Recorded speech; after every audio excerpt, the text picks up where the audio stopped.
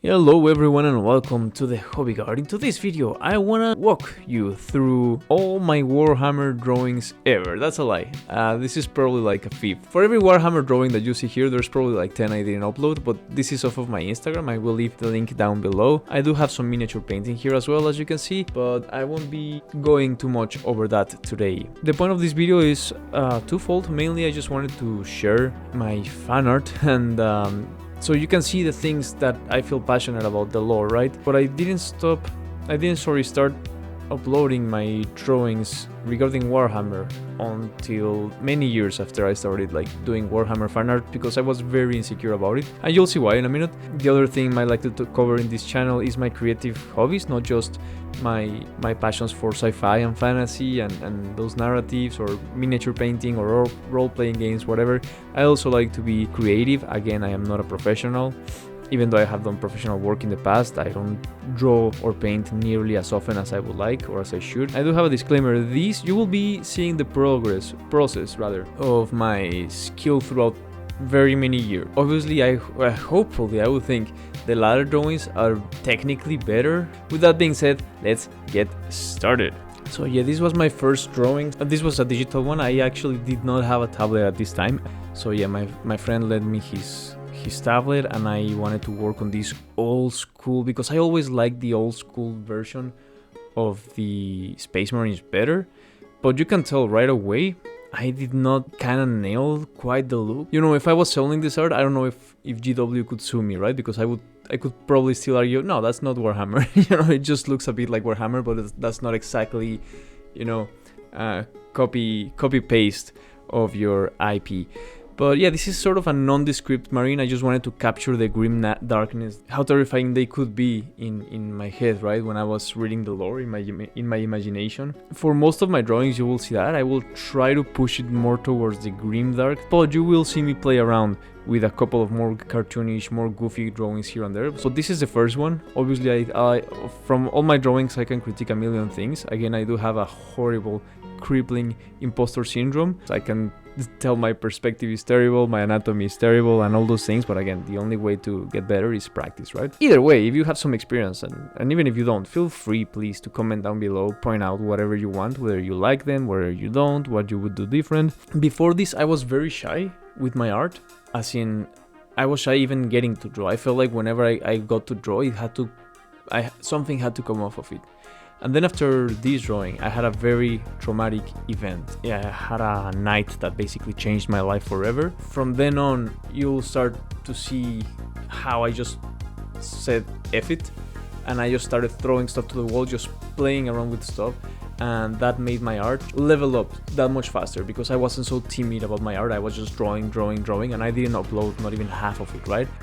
This is probably the most obsessed I ever became with Warhammer, like at this point, because it became my refuge from all the actual existential horror that I was going through. But I went through a sort of recovery process after this, and I just started drawing weird stuff, sort of having schizophrenic breakdowns. And then Warhammer finally started settling me down. And this must have been the day, 1 or 2 days after the trailer for the new Horus Heresy game dropped. I just really liked the depiction of Horus Lupercal's eyes in that trailer. You could still see the faded, jaded nobility, like a window to his soul. It just really struck me, and it just felt really tragic, because you could still see how that same person, if you can call Primarchs just people, that same person could have just been the greatest hero, and in fact was the greatest hero the Imperium ever knew, until he wasn't, right? And he became the greatest villain. So next here we got my boy, the Khan. This is a very tiny drawing. It's not a very good drawing, but the idea in this drawing was just to draw the Khan in Chogoris before the Emperor found him. And again, another very, very small drawing. But yeah, I just wanted to capture a bit of the beauty and ferocity of Sanguinius. I never managed to capture that. But yeah, this is Kirill Sinderman, and I have a quote here from Kirill. He says, "I have seen with my own eyes the truth of faith and divinity, and it holds as much terror as it does comfort." Kirill Sinderman from the book Mortis. Now, this is absolutely my state of mind. I wasn't just drawing this because it would be cool and it's a cool character. He certainly is. I was also drawing these because I was absolutely my state of mind, right? I was, again, having a very, very rough time in my life, going through a very tough period and having an absolute existential crisis. And I was just really connecting with these characters. And here we have my first uploaded Blood Angel. Now, for this one, I wanted to draw a Blood Angel that sort of lost his fight to the rage, but I still wanted to capture some of his old jaded beauty. At the same time, I think that all Space Marines should be ugly. Even the ones that are described as beautiful, they should have like a weird beauty, right? Because we're talking about people who have been at war for centuries. Now, if you don't know what that would be like, look at a fighter who has fought for decades and just add hundreds of years to that face and a lot more violence. So that's probably what they would look like. And here we have the one, the only Katsuhiro. I wrote something here that said Katsuhiro is one of the lost Primarchs. And I was really vibing with this poor guy's bad luck and good luck at the same time, right? Just the horror of the Siege of Terra is better appreciated through his eyes because he's just some guy. I think he was like an accountant or something like that. He had an office job. And here we have a Raven Guard Reaver. And here we have Rolderon. Or at least before I knew that he was just bald. And I have a quote here. Listen to you, the masters of fear. You're cowards, like all cruel men. Rolderon, first captain of the 9th Legion, the Blood Angels. And you can see here I'm going more for the rugged warrior look on the Blood Angels, right? I'm constantly fighting between like, okay, are they supposed to be like these beautiful warriors that look like angels? Or are they supposed to look like these unrise vampires? Or are they supposed to look like just warriors who've been doing war for centuries? And here there's another quote. I grow weary of this flesh that I was born into, strangely disgusted by its nature. I crave only the cold, clean certainty of steel and silicon, that I might become one with the blessed machine. And obviously I was going after a priest of Mars. Now here we have my first and only ever Grey Knight, and this is after I started playing the game Chaos Gate Demon Hunters. I just fell in love with their aesthetic. Now this one here is a weird one because this got inspired by Ravenor from the Eisenhorn books, and later the Ravenor books. He's like my very personal twisted depiction of like this awesome psyker that was like a protege and then just went through this, spoiler, horrible accident, and his body just entirely decrepit and dependable on arcane technologies to function. But I did more of a kind of like Luciferian, I suppose. I went through for a more Luciferian vibe, like this merge of man and machine to ascend, and again very dark topics. I even put a quote here from John Milton's Paradise Lost. Did I request thee, maker, from my clay to mold me, man? Did I solicit thee from darkness to promote me? And that just tells you more about like the state of mind that I was in when I was making these drawings.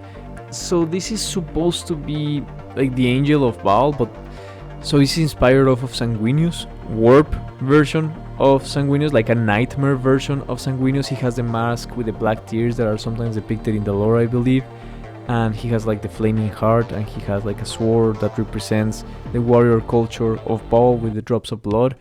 And now this is the Emperor. Again, you can see I'm really liking that oil painting filter that I started to use on my drawings, and them lens flares. Now this one I actually like, even though it's not perfect, it's not canon, obviously it's not like very lore accurate. I actually do like this one, and this is Lord Dante. I have here a quote. I have seen what you will see, I have fought what you must fight, and I have slain what you must slay.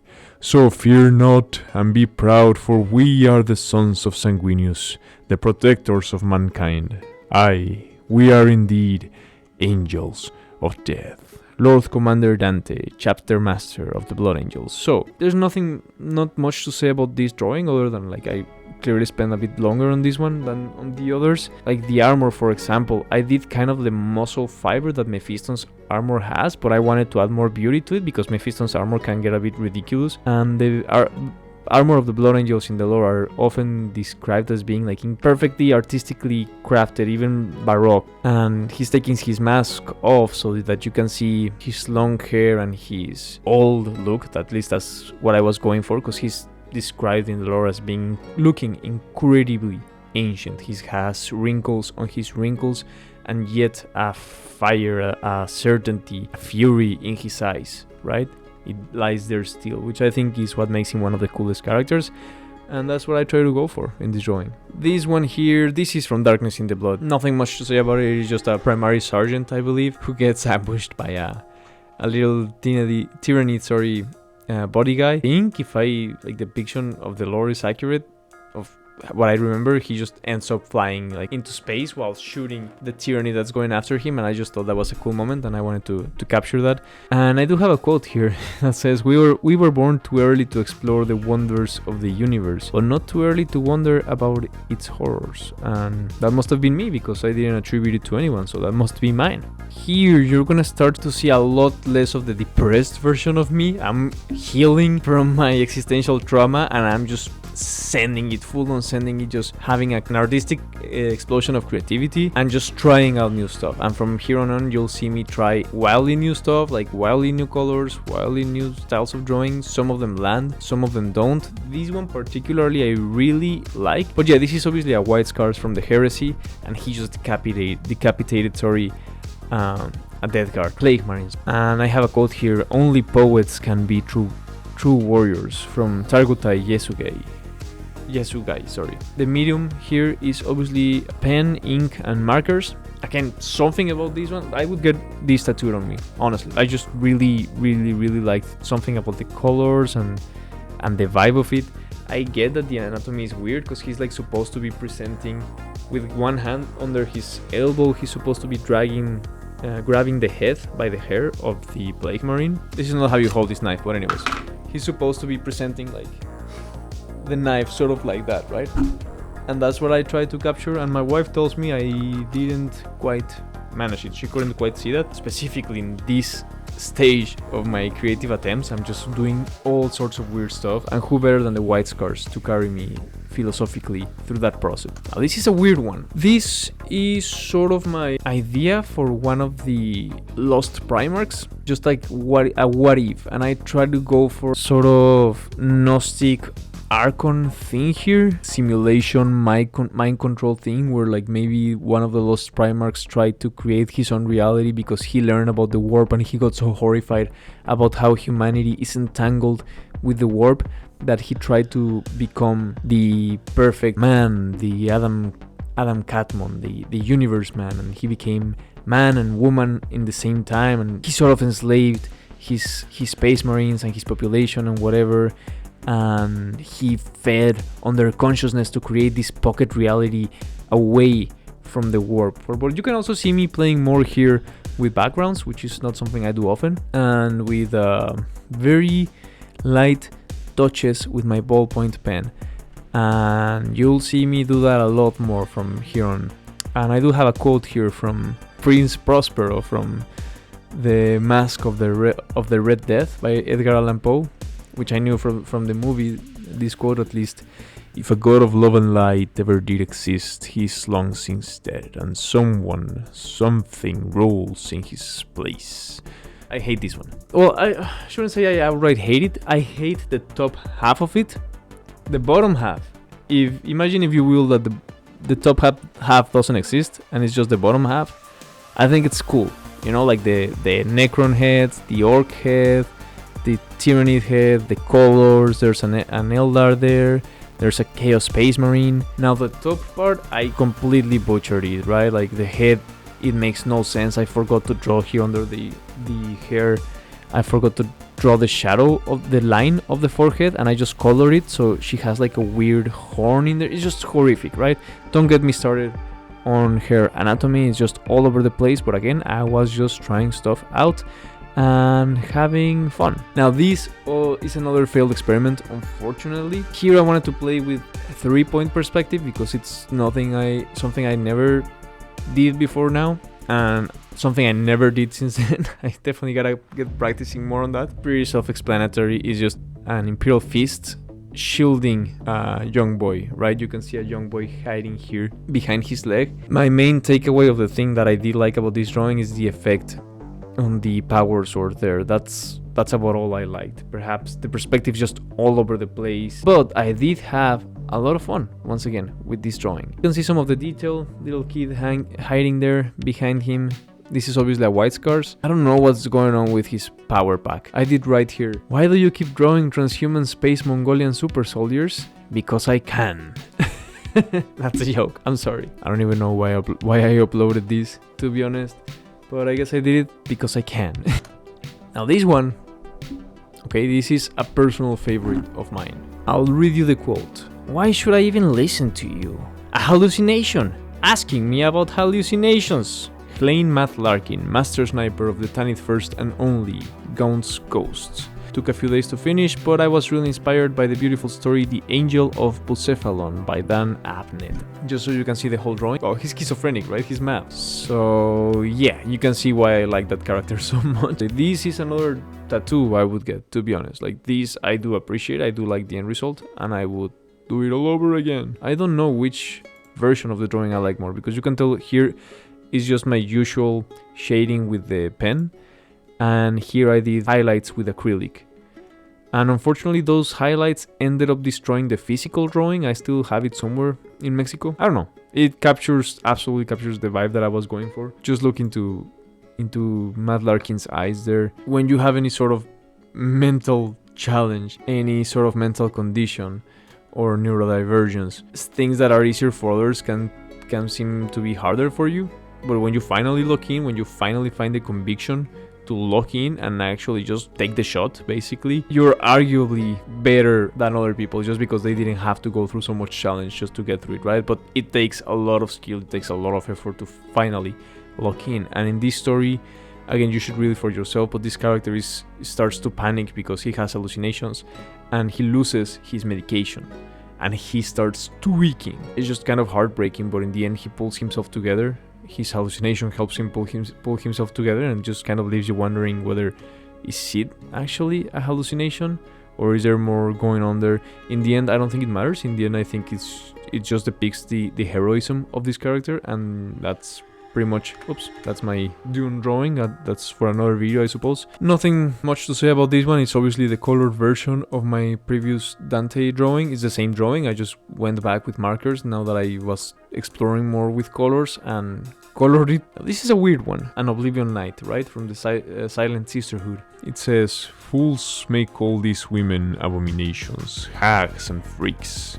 Only the wise know the sisters as the bravest of all humanity's saviors, they who battle chaos itself. Inquisitor Damaros. Yeah, I think for this one I had just watched one of those Gunner depictions of the Sisters of Silence, and I just find those like meh. I'm no Puritan, okay? I do like attractive characters, I do like sexy characters. I just don't think that's what this universe is going for when they're talking about the Sisters of Silence. So on this one I kind of wanted to depict how horrible they must look, how monstrous they must look, but not only because of the monstrosity of them. Here you can see some more details here on my drawing. Not only to depict how monstrous they are, but also to depict how dedicated they are to the Emperor and to the cause. And they are described as pariahs, not because they're ugly, even though I clearly drew her in an ugly way, but because they have no soul, or they're like an empty void in the warp, and people are just made uncomfortable by them. So yeah, them being depicted in a Gunner way, I don't like. You can also tell here, I love the idea of Warhammer using like weird technology that maybe they don't even understand fully well, perhaps, combined with technology that we still use nowadays. I don't know what the hell any of this is. I know what I was going for, right? Like these hoses here are supposed to have like some sort of liquid. You can see like a vial of blood just glowing, being either injected or pulled out of her arm, that's going straight into this weird mechanical arm that she has there, that I don't even like fully ended up drawing because I just wanted it to look weird. I just wanted it to feel weird, to feel alien, to feel creepy. She's supposed to be facing forward, and this is supposed to be her right breast basically, and her hand is supposed to be covering her left breast, like the armor. So just in case you're wondering what's going on, again, probably I didn't do like the best job, but it is very detailed. I did focus a lot on the details, and again, this is another failed attempt at trying to capture both the beauty and the brutality of the Blood Angels. In this case, this Blood Angel was supposed to have lost an eye, and he just doesn't even notice because he's so consumed by the red thirst or the black rage at this point. You know, in the books they're described like their faces mutate when they fall into the black rage, right? At this point for Christmas I had gotten my first box of micron markers, so from now on I'm not using just cheap markers, I'm using like markers for drawing specifically. And this was one of my first attempts. Obviously I still hadn't quite figured it out, but again, it's just a white scars, and he decapitated a Tau. And even though he's wearing Primaris armor, he's supposed to be from the, I think it's called Damocles Crusade, when they're fighting the Tau, along with the Raven Guard. But anyways, this one, the aesthetic is weird. It's kind of very cartoonish. Again, like that other Blood Angel, kind of all over the place, but the colors, I will say, for me, did work. And here's a close-up. Again, Bolter, very blocky, very cartoonish, but I liked the colors in this one. That's all I can say, pretty much. This one, I don't care what anyone says. Critique my technique as much as you want. This one, I drew overnight on New Year's Eve. Like, I remember I went down to have dinner with my roommate and his parents, and I went upstairs and I drew all night. I pulled an all-nighter until it was done on January 1st, 2023. The year I got married, the year I moved to Canada, but at this point I was still living with my roommate. So anyways, this drawing here, it's clearly a Death Guard. Again, I just really wanted to focus on the details and just the amount of corruption that a Chaos Space Marine goes through, specifically the Death Guard, right? So if you focus, look at any one part of the drawing, just focus on any detail, you will find something, right? For example, here the hand, his bones mutated, right? And like a bone spike protruded, like a bone blade protruded from his hand and just destroyed his natural arm. So you can still see sort of his like massive space marine fingers just pointed all over the place because he doesn't need them anymore. And the idea is that in his other arm over here, well, that's like his gunnery arm, right? He's probably grabbing like a very big gun on the other end, but this bone protrusion here is just in case the enemy gets close. And there's obviously like poisonous goo dripping. My usual combination of man and machine, but with the corruption of chaos added, specifically of Norgul. And I will say, on this drawing there's something that I wanted to capture, which I think I managed fairly well in the end, at least from my own point of view. The Death Guard were brutal warriors, yes, and when they fell to chaos, this is the tragedy of it, it was unwillingly, right? For the most part, except for a few of them. But for the most part it was unwillingly, and I tried to capture all of that with a single tear. Now that's not a tear of sadness, like this Plague Marine is not crying, right? It's probably like pus that's like dripping from his eye, but in this particular moment where this like image was taken from my imagination, it looks like a human tear, and on his one human remaining eye, this tear is like a memory, I guess, more poetically speaking, of his humanity, right? That's hidden between all these putrefaction and fat and mutations, and I don't know, I really like this one. Now this one I think is very cute. This is Pryad and Princeps fighting the Drukhari from Brothers of the Snake by Dan Abnett. Pryad, the main character, is fighting a band of Drukhari, but then he gets joined in his mission by a cute hound. So I just thought it was a cool scene where the Drukhari is like gonna stab him with one hand, and the dog bites the hand, and then Pryad stabs him just with the spear, because they use spears, the iron snakes. Okay, that's better. Sorry about that. Putting a bit of the drawing, but that's it. Princeps and Pryad beating the crap out of the Drukhari. The iron snakes, they carry with them a vial with water from Ithaca, planet of origin, and I drew that there on Pryad's belt. We can only see his right shoulder. I couldn't like show the iron snake's emblem on his shoulder guard, but I could do it on his hand guard here, on his gauntlet. So I went and did that. The Space Marine face on this one, this is my favorite Space Marine helmet that I've ever drawn. I think I finally, after a year or years rather of trying, I think here I finally managed to capture that Space Marine angry helmet look. But for me the highlight was like all the decorations made out of human skin on the Drukhari here. Most people can't even tell until they really look, but all his clothes are made out of faces, and he has like ears and fingers hanging from his belt. Again, this isn't the best quality because again I uploaded it to Instagram, but yeah, there's literally everywhere you want to look into his clothes. I drew an eye here or a mouth, there's a piece of an ear, he has faces going all the way up, and obviously they're flayed faces, right? I then proceeded to move to Canada and just work my ass off, and I've told this story before, just commuting 3 hours a day, 1.5 hours in the morning, then 9-hour shift, 1.5 hours in the night, so I just have no time. And this entire drawing I literally drew while waiting for the boss to come over the period of months. Now this is from the Arcs of Omen, where Dante and Azrael are fighting together. You can tell I try to go after the same effects as my previous drawing, but this is months later, right? Pretty much for 6 months, just no drawings whatsoever. Kind of depressing that I stopped drawing for so long, which is why I'm trying to go back to it now, because this was one of my last ever Warhammer drawings. And Dante's armor, again, I took a lot of creative liberties with his armor. I put wings, he doesn't have wings, I just thought it would look cool. Some people didn't like it when I uploaded it, they're like, wait, he doesn't have wings. Anyways, I really needed to draw, I really needed to get back drawing, so I drew this over a period of months while I was waiting for the boss, because that was my only free time, obviously.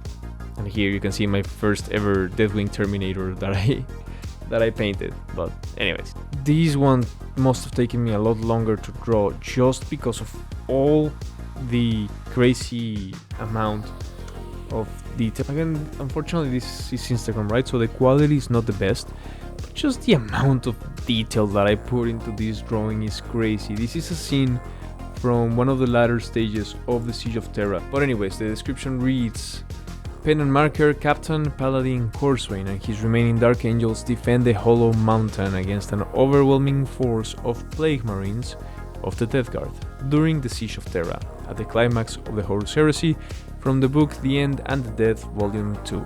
So yeah, The End and the Death has some epic, awesome moments and some moments that are just very redundant and boring, but I would argue this is one of the epic ones. I really liked it.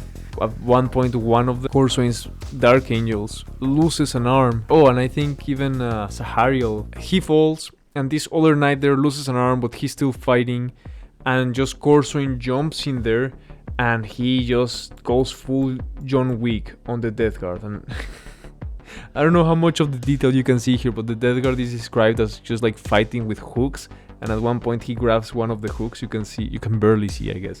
He grabs one of the hooks that the Death Guard were fighting with, and he uses it to hook away. You can see here with one hand, this is Corswain here, with one hand he's grabbing the Plague Marine's hand, with the other he chopped with his sword, obviously, that guy's arm off. I really wanted to capture the desperation of this last stand of the Dark Angels, where as far as I know everything is lost unless they can hold back the tide, the horde of Plague Marines from the Hollow Mountain. Yeah, this is one of those drawings that you can look at for a while. I would probably have this as a print and just like have it on my wall, and I would never get bored of looking at it. Again, might be narcissistic, right? But I draw things that I would like to see other people draw. So I drew this because, and I did like the end result.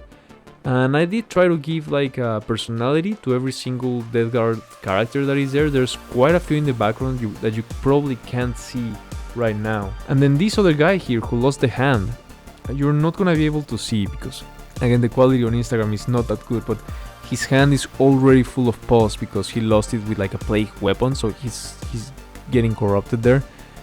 I do have a video with some of the details here for that one, where you can appreciate them a bit better with zoom. Unfortunately, I did like a rain effect, so, but you can still appreciate some of it, I suppose.